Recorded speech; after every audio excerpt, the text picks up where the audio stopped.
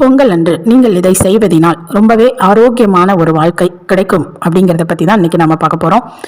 பொங்கல் திருநாள் அன்று நீங்கள் என்ன செய்யணும் அப்படின்னா, ஒரு ஆலயத்தில் சென்று அந்த ஆலயத்தில் நீங்கள் ஒரு 1/2 கிலோ பச்சரிசி, 1/2 கிலோ வெல்லம், அதாவது உங்கள் வீட்டில் பொங்கல் வைக்க என்னென்ன நீங்கள் வாங்குவீங்க, நெய், முந்திரி, திராட்சை எல்லாமே வாங்குவீங்க இல்லையா, அந்த பொருட்கள் அனைத்தையும் வாங்கி கொண்டு போய் ஒரு ஆலயத்தில் நீங்கள் கொடுக்கலாம், அல்லது யாருக்காவது கொடுக்கலாம்.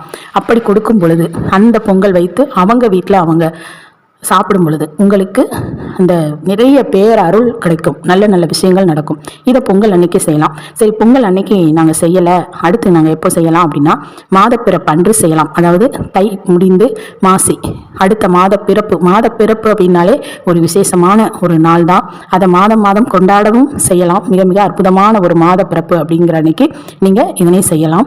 ஆரோக்கியமான இந்த விஷயத்தை நீங்கள் செஞ்சு பாருங்கள், நிறைய நற்பலன்கள் கிடைக்கும்.